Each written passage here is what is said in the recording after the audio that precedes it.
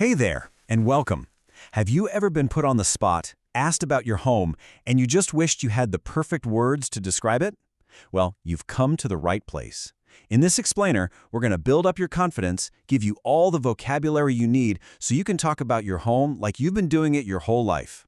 Okay, let's dive right in. This happens all the time, right? You're meeting someone new or maybe just catching up with an old friend and that question pops up. But don't worry, by the time we're done here, you're going to have an amazing answer ready to go. Okay, so first things first, we've got to cover the basics. Are you living in a house or is it an apartment? Let's break down how to talk about the main kind of place you call home. You can almost feel the different personalities here, can't you?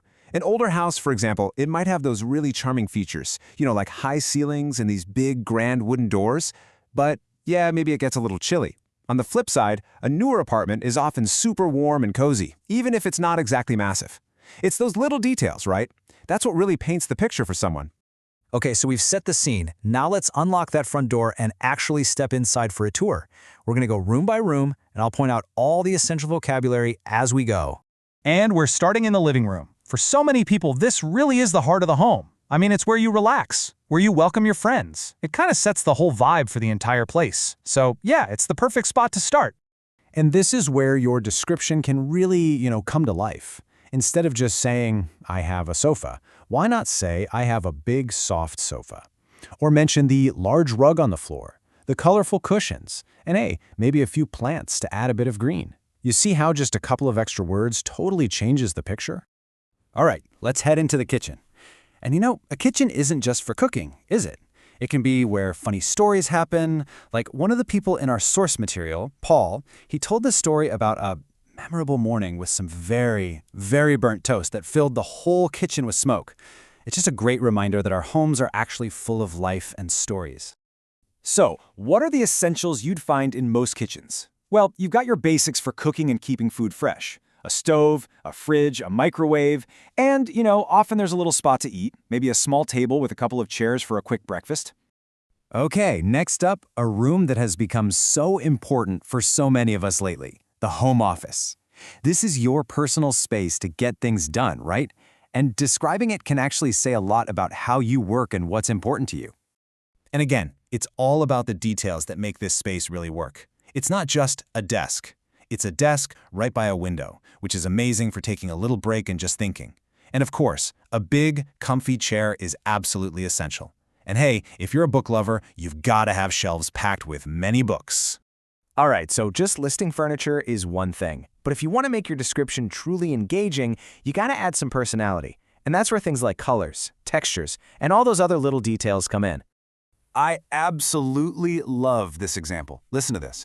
My sofa is dark green. I have some yellow cushions on it too. See? Just by adding dark green and yellow, you can instantly picture it, can't you? It goes from being just a sofa to something really vibrant and stylish. That's the magic of using those specific, descriptive words. And let's not forget, a home isn't just about what's inside the four walls. It's also about the community around you. Talking about your neighbors can add this whole other layer of personality and context to your story.